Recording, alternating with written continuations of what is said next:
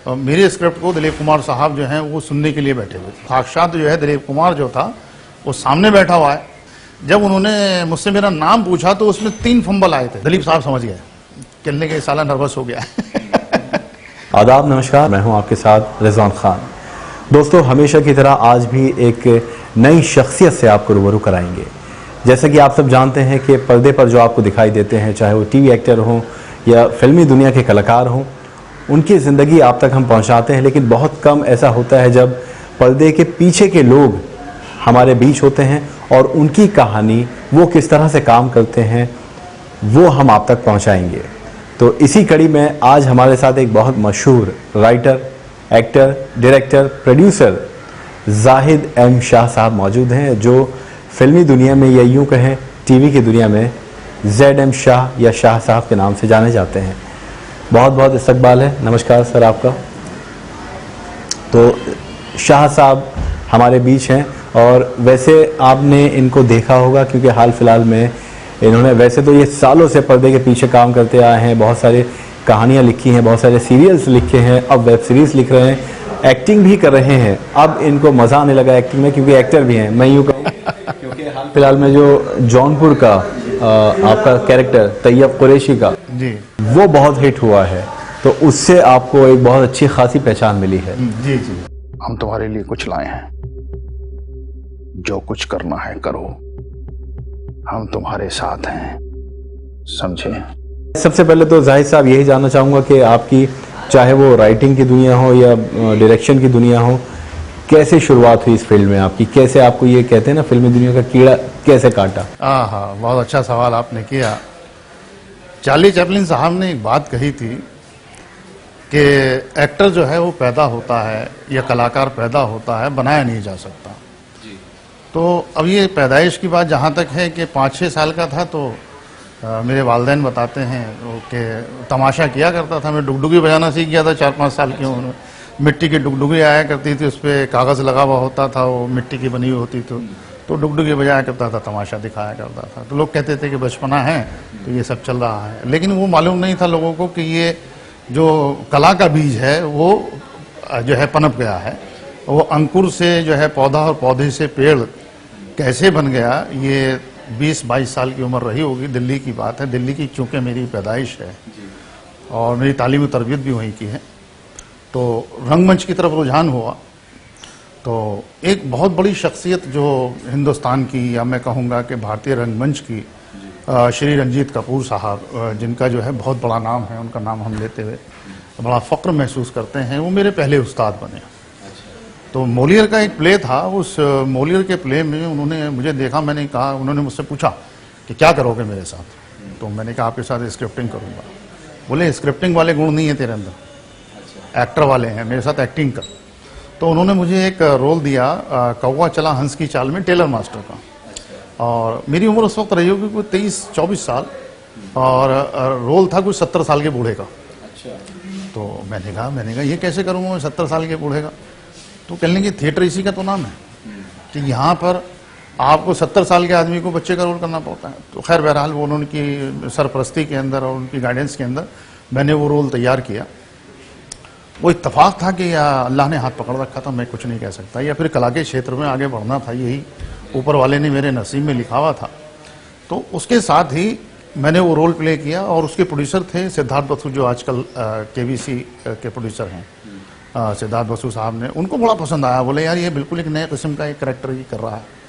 तो मैंने पहला रोल मेरी ज़िंदगी का वो कौवा चला हंस की चाल में मैंने किया। फिर ये सिलसिला चलता रहा, फिर चलते चलते ये सिलसिला आया 2000 के अंदर बम्बई शहर के अंदर आना हुआ, क्योंकि दिल्ली में काम ख़त्म हो गया।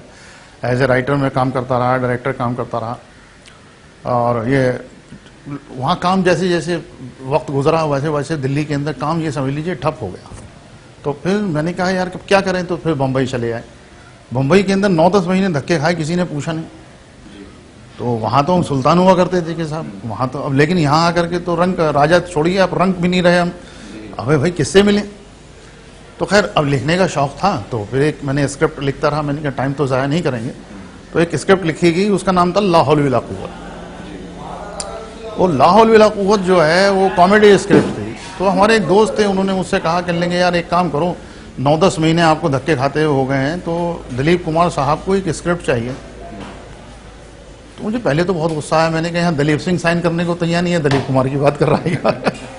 तो मुझे ऐसा लगा कि शायद ये मेरा मजाक उड़ा रहा है या मेरी होटिंग कर रहा है या मुझ पर कोई सटायर मार रहा है, लेकिन वो बिल्कुल हकीकत थी।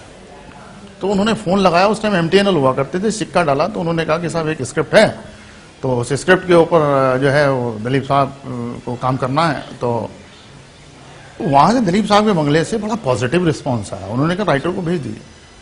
तो मैं गया, तो वहाँ जाकर के स्क्रिप्ट सुनाई, वहाँ पे बशीर साहब हुआ करते थे उस ज़माने में।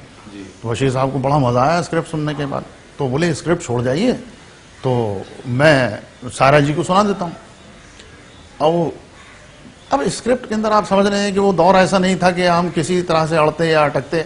हमने स्क्रिप्ट उनके हवाले कर दी, उन्होंने स्क्रिप्ट ली, सारा जी को सुनाई, सारा जी ने स्क्रिप्ट सुनी और सुनने के बाद कहने लगी कि बशीर भाई इसके अंदर कॉमेडी कहाँ है। तो बशीर भाई बोले नहीं, जब राइटर ने सुनाई थी तो कॉमेडी थी। तो बोले फिर तुम क्यों मुझे सुना रहे हो? अच्छा। तो सर क्या हुआ कि मुझे फ़ोन आ गया, उस टाइम मेरा PP नंबर हुआ करता था, तो ये मोबाइल नहीं थे, कोई लैंडलाइन नहीं था उस ज़माने के अंदर, क्यों लैंडलाइन भी बहुत बड़ा एक स्टेटस सिंबल हुआ करता था कि किसी के पास MTNL भी हो। और पेजर भी हुआ करता था उस ज़माने के अंदर, लेकिन पेजर भी बहुत रेयरेस्ट हुआ करता था लोगों को। खैर मेरे पास वो STD वाले के पास फ़ोन आया, उन्होंने कहा कि उन्हें बंगले भेज दीजिए। मैं बंगले गया, तो बंगले जाने के बाद ये पहला मेरा अनुभव था जब मेरे स्क्रिप्ट को दिलीप कुमार साहब जो हैं वो सुनने के लिए बैठे हुए थे। अच्छा। अब आप समझ सकते हैं कि इतनी बड़ी शख्सियत दिलीप कुमार, जिसको हमने फिल्मों में देखा है और कभी उसकी परछाई नहीं देखी, और साक्षात जो है दिलीप कुमार जो था वो सामने बैठा हुआ है। अब आप ईमानदारी की बात बता रहा हूँ आपको, ये बहुत वैसे वाली बात नहीं है कि बहुत मैं ढींगे हाँकता हूँ, ये मैं ऐसे करता हूँ। जब उन्होंने मुझसे मेरा नाम पूछा तो उसमें 3 फंबल आए थे। अच्छा। उनको देहात नाम बताने के अंदर 3 फंबल आ गए। और वो राइटर जो है, जो अल्फाजों से खेलता है और एक सांस के अंदर पूरी स्क्रिप्ट सुनाने वाला राइटर, अपना नाम लेने में 3 बार फंबल कर गया। दिलीप साहब समझ गए, कहने के साला नर्वस हो गया। बोले भाई चाय पियेंगे? तो चाय पी गई, फिर उन लोगों की बातचीत हुई, गुफ्तगू हुई। उस 10 मिनट के अंदर दिलीप साहब ने एक ऐसा माहौल क्रिएट कर दिया कि मुझे ऐसा लगने लगा कि मैं इस बंगले से बहुत सालों से जुड़ा हूँ। अच्छा। तो चाय पीने के बाद दिलीप साहब बोले अच्छा सुनाइए। तो मैंने उन्हें स्क्रिप्ट सुनाई, और अल्हम्दुलिल्लाह वो स्क्रिप्ट का जो नरेशन था, क्योंकि मैंने सोच लिया था कि या तो कुछ कर जाओ या मर जाओ, ये पहला और आखिरी मौका है इस शहर के अंदर, दूसरा मौका मिलने वाला नहीं, क्योंकि इतने बड़े प्लेटफॉर्म के ऊपर लाके अल्लाह ने आपको खड़ा कर दिया है, जहां से इससे बड़ा प्लेटफॉर्म तो मिलेगा नहीं। और वो मैंने जो नरेशन उनको दी, वो नरेशन अल्लाह मेरी तौबा की थी, जिसका पहले नाम मैंने आपको बताया ला हौल वला कुव्वत था। वो इतनी पसंद आई कि मुझे साइन कर लिया गया और मुझे कहा गया कि आप हमारे साथ काम कर रहे हैं। फिर तो अल्लाह के फजल करम से जब इतनी बड़ी शख्सियत ने मौका दिया, ब्रेक दिया, तो फिर उसके बाद फिर हाथ पकड़ने वाला कौन था? फिर इंडस्ट्री के दरवाजे खुल गए। फिर जिसके साथ मुझे अच्छा लगता था मैं उसके साथ काम करता था। तो ये यहाँ पर आकर के एक सिलसिला ऐसे चलता रहा। हम लोगों ने अल्लाह मेरी तौबा किया, स्त्री तेरा नाम स्त्री तेरी कहानी एक आता था, वो किया। उसके बाद एक और आता था किसे अपना कहें। तो आज अल्हम्दुलिल्लाह 22 साल हो गए हैं, और 22 साल से आज भी मैं अपने आप में बड़ा फ़ख्र महसूस करता हूँ कि आज भी मैं बंगले का एक हिस्सा हूँ। तो सारा जी आज भी प्यार करते हैं वैसे ही जैसे पहले बच्चों की तरफ नहीं करती थी। तो ये सिलसिला ऐसे हमारा चलता रहा यहाँ तक। 22 साल का सफ़र आपने मुख्तसर अंदाज में बताया, लेकिन इसके पीछे वाकई बहुत जद्दोजहद, बहुत मेहनत है आपकी, और यूं ही कोई दिलीप साहब के साथ नहीं जुड़ सकता जैसा कि कहानी आपने बताई। और मैं आपको बताना चाहता हूं कि जाहिद एम शाह साहब जो हैं ये बहुत अरसे तक दिलीप कुमार साहब और सायरा बानो जी के साथ जुड़े रहे, उनके लिए काम करते रहे, और इन्होंने न जाने कितने सीरियल्स लिखे हैं, कितने सीरियल्स बनाए हैं, चाहे वो टेलीफिल्म्स हों, फिल्मों की कहानी हो, TV सीरियल्स हों या शॉर्ट फिल्म्स हों। बहुत ज़्यादा 22 सालों में काम किया है। और जो सुपरहिट एक आपका शो वो भी था टप टप टोपी, हाँ टप टप बहुत कॉमेडी, जी जी जी, जो वो बहुत मशहूर हुआ था। जी जी, टप टप टोपी टोपी का जो है उसका गाना बड़ा मशहूर हुआ था, टप टप टोपी टोपी टोपी में खजाना, और बच्चे बच्चे गाया करते थे उस जमाने में। जी जी, तो वो कहीं इंस्पायर था गुलजार साहब से, आपको बताएं। और चूंकि गुलजार साहब भी इंडस्ट्री की बहुत बड़ी शख्सियत है, तो उनसे इंस्पायर होकर के प्रोग्राम का नाम रखा गया टप टप टोपी टोपी। और वो बड़ा एक, ये समझ लीजिए बहुत ही मुख्तलिफ तरह का एक शो था, जो हम लोगों ने बना तो लिया था, लेकिन हम बना करके उसको फंस भी गए थे कि यार हमने बना तो लिया है कि पता नहीं लोग पसंद करेंगे नहीं करेंगे। हम असल में सोच रहे थे लोगों के एंगल से, वो था बच्चों का प्रोग्राम। जब बच्चों के बीच में प्रोग्राम आया तो उसने अपनी मकबूलियत जो है वो जाहिर कर दी, लोगों को बहुत पसंद आया बच्चों को। आज भी वो बच्चे जो हैं जब जवान हो जाते हैं, बड़े बड़े मुझे कहीं मिलते हैं जवानी के अंदर, तो वो कहते हैं टप टप टोपी अंकल जा रहे हैं। उस नाम से आप मशहूर हो गए। वो एक यादगार प्रोग्राम था। इस तरह के बहुत सारे शोज हैं, काफ़ी चैनल्स के लिए भी, जी सलाम के लिए भी आपने बहुत ज़्यादा काम किया है। और अब वॉचो जो OTT प्लेटफॉर्म है उसके लिए भी आप काफ़ी सीरीज, मौलचूरी आपकी आई। मैं इस पर बात करूंगा, लेकिन मैं पहले, क्योंकि जौनपुर सबसे ज़्यादा कामयाब आपका रहा और जौनपुर का ख़ास तौर पर जो किरदार था तैयब कुरैशी का, वो अब भी लोगों के बीच है मौजूद और कहीं ना कहीं वो छाप छोड़ चुका है। हाँ। ये किरदार कैसे मिला, इसके पीछे क्या कहानी है? असल में क्या है कि मेरा अक्सर जो है जाना आना रहता है बनारस।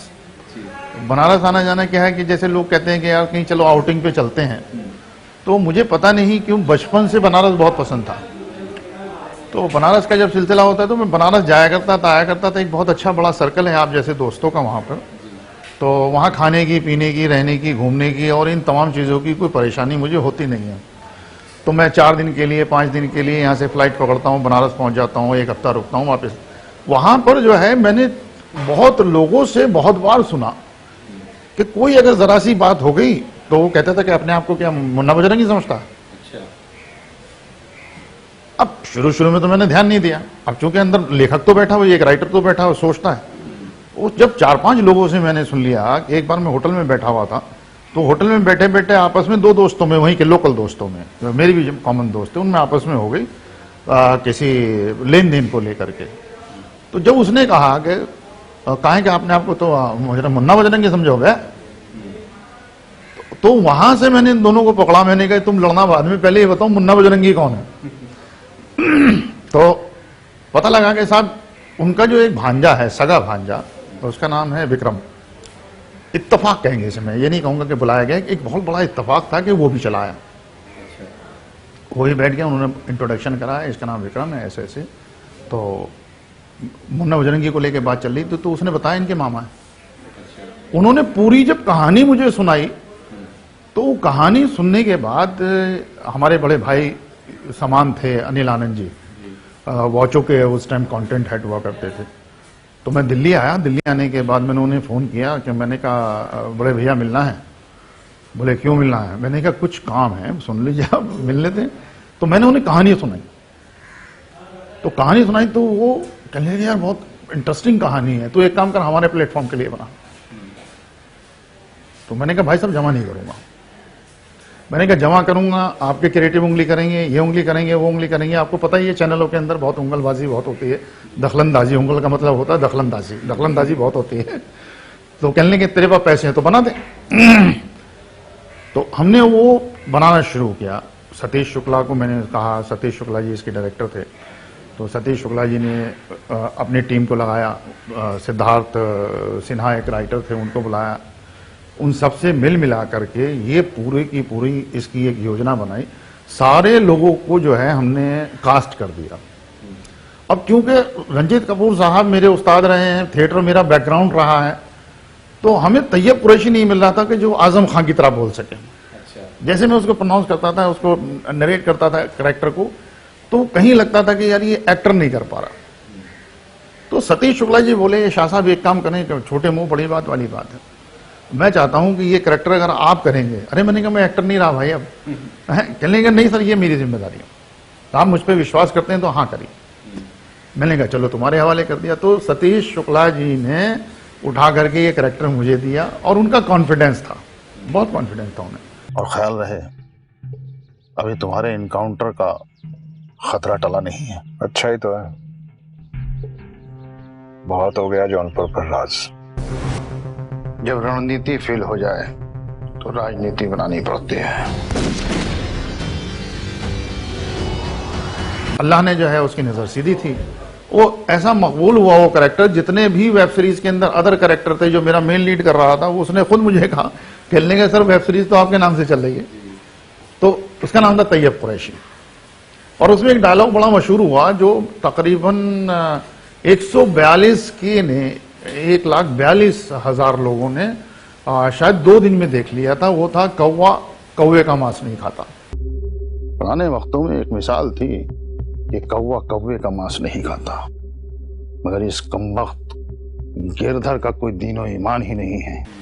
तो अब हर जगह पर जो है आप जाइए बनारस के अंदर, उत्तर प्रदेश के अंदर, तो ये डायलॉग जो है प्रचलन में है। लोग हमारे दोस्त देखते हैं तो कहते हैं कौवा कौवे का मांस नहीं खाता है। तो ये डायलॉग बड़ा मकबूल हुआ। तो ये इस तरह से ये सिलसिला हुआ इसका। तो उसके बाद क्या आपको फिर एक्टिंग का और ज्यादा शौक हुआ, क्योंकि अब आपकी एक वेब सीरीज उसमें भी आप विलन है, हाँ, चक्रव्यूह जी। दूसरी वेब सीरीज है उसमें भी आपका विलन का कैरेक्टर है जी। अभी क्या है, एक जो चक्रव्यूह है उसके अंदर एक बाबा का रोल है। और शुरू में तो आपको लगेगा कि पॉजिटिव है, लेकिन वो आहिस्ता आहिस्ता नेगेटिव होता चला जाता है। उसको जब हम लास्ट में रिवील करेंगे तो आपको पता चलेगा कि साला असली जड़ तो यही था। जी। तो बहुत खूबसूरत कैरेक्टर है, बिल्कुल अलग किस्म का कैरेक्टर है। जो तैयब कुरैशी है उससे बिल्कुल अलग किस्म का कैरेक्टर है। और इसका तकिया कलाम है, स्वयंभू अपने आप को बोलता है ये भी। और बड़ी वेरिएशन के अंदर ये स्वयंभू का जो है वो जाप करता है। जैसे आपने उसमें देखा होगा आश्रम के अंदर जप नाम। तो अब क्या है कि मैंने भी हमारे जो राइटर हैं राम कुमार जी, उनसे मेरी पहले बात हुई थी कि हम किसी भी ऐसे शब्द का इस्तेमाल नहीं करें जिससे किसी की धार्मिक भावनाओं को आहत पहुंचे। हम बहुत सारे वर्ड हैं, हम लोग लेखक लोग हैं, क्रिएटिव लोग हैं, हम लोगों के पास शब्दों की क्या कमी है। तो ऐसे ऐसे शब्दों को ढूंढ के लेके आ रहे हैं जिससे प्योर एंटरटेनमेंट आप तक पहुंचेगा। तो ये है ये। बिल्कुल। और वाकई क्योंकि पहले तो हम ये बता दें आपको, जैसे कि शुरुआत में कहा कि पर्दे के पीछे जाहिद साहब रहते थे हमेशा, लेकिन अब जब एक्टिंग की दुनिया में उतरे तो उसमें भी इन्होंने कमाल कर दिया। और अभी तो बहुत लंबा सफर है हमें लगता है एक्टिंग का। जी। और ऐसा लगता है कि कहीं ना कहीं तैयब कुरैशी ने आपको खुद को इंस्पायर किया है, आगे मोटिवेट किया है। नहीं, सारे दोस्त हैं, आपको बताएं, प्रोड्यूसर हैं, डायरेक्टर हैं, गौरव प्रेम श्री हैं, बड़े काबिल डायरेक्टर हैं। मैं आपको बताऊं तो जब उनसे जिक्र हुआ था प्रेम जी से, तो प्रेम जी को बड़ा एतमाद था, इस बात का यकीन था कि ये बाबा वाला जो कैरेक्टर है मैं प्ले कर सकता हूं। तो उन्होंने ऑफर किया तो मैंने स्वीकार किया उसको। और अभी एक और हैं हमारे प्रोड्यूसर सलीम साहब, जो पाकीज़ा बना रहे हैं। पाकीज़ा के अंदर एक जिहादी मुल्ला है, हाँ, जो लोगों का ब्रेन वॉश करता है, लोगों को आतंकवाद की तरफ धकेलता है। तो मैंने उनसे कहा था सलीम साहब से, मैंने कहा भाई ये सब मेरी नसीब में रह गए हैं कहने के आप बखूबी प्ले कर लेते हैं, इसलिए आपको रखा गया है इसके अंदर। वो भी इंशाल्लाह बहुत जल्दी 2 महीने के अंदर अंदर आपको देखने को मिल जाएगी। चक्रव्यूह भी बस शूटिंग कंप्लीट होने जा रही है, 2-1 महीने के अंदर ये भी आपके ऑपरेशन नजर हो जाएगी। तो ये है इन सब प्रोजेक्ट में, मतलब आपको देख सकते हैं दर्शक। जी बिल्कुल देख सकते हैं। और मैं दर्शकों से कहूंगा भाई थोड़ा सा तो ख्याल रखें, थोड़ा सा अपने आप की प्यार और आपकी मोहब्बत ही मुझे एक्टर बनाए रख सकती है, वरना तो मेरी औकात नहीं है इस किस्म की कि मैं अपने आप को इस लायक समझूं। अब एक आखिरी सवाल हम आपसे मौचूरी के बारे में जानना चाहते हैं, क्योंकि वो भी बॉचो पे जब रिलीज हुई थी तो उसको भी बहुत ज़्यादा कामयाबी हासिल हुई। मौचूरी एक अलग तरह का हॉरर वेब सीरीज थी वो, तो उसके बारे में क्या कहना चाहेंगे आप? असल में क्या है कि बहुत सारे हॉरर जो है ना राम से ब्रांड, हालांकि राम से की मैं वो नहीं कहूंगा कि किसी भी किस्म से कि उनके टैलेंट के ऊपर मैं सवाल खड़ा कर रहा हूँ। अपने ज़माने में राम से ब्रदर्स जो था एक हॉरर का एक बहुत बड़ा नाम था, और हम कहीं ना कहीं उनसे इंस्पायर हैं। जब हम हॉरर की बात करते हैं और राम से की बात ना करें तो ये बड़ी अतिशयोक्ति होगी कि हम इस बात को नकार रहे हैं। तो क्योंकि चैनल हेड थे अनिल आनंद साहब, तो उनका ये मानना था कि हमें राम से बाहर आना है, कुछ ऐसा इंग्लिश पैटर्न के ऊपर कुछ बनाओ। तो एक रोज उनका रात में फोन आया, तो वही जनरल बातचीत चल रही थी, तो बातचीत चलते चलते ये सब बातें हुई। तो बातचीत में मैंने एक मोर्चरी का कॉन्सेप्ट उन्हें सुनाया। मैंने कहा सर ये मेरा कॉन्सेप्ट है, ये आप सुन लो। वो फोन के ऊपर ही डिस्कस होते होते होते होते मैच्योर हो गया, मैच्योर हुआ, फिर हमने बनाया। फिर उसके लिए मोर्चरी, चूंकि मोर्चरी के अंदर सबसे बड़ी दिक्कत क्या थी कि आपको सारी चीजें तो अवेलेबल थी लेकिन मोर्चरी अवेलेबल नहीं हो सकती थी। हमने 40s की देखी, हमने शताब्दी की देखी, और एक हॉस्पिटल हुआ करता था ऑस्कर, उसकी भी देखी, तमाम हॉस्पिटलों की मोर्चरी देखी। लेकिन उस मोर्चरी के अंदर अगर आप घुसते तो नाकों के नथुने जो हैं वो जवाब दे जाया करते थे। अच्छा, एक हमें 40s के अंदर बहुत साफ सुथरी मिली भी, उसके अंदर मैंने कहा यार वो लड़की को हमें लिटाना था, वो लड़की साथ में थी, बोली सर आप 10 लाख रुपए पर डे भी देंगे तो नहीं लेटूंगी। डेड बॉडी में इसके अंदर लेटी हुई है और ऑलरेडी ये है। और सर एक चीज तो है कि दहशत का दूसरा नाम है मोर्चरी।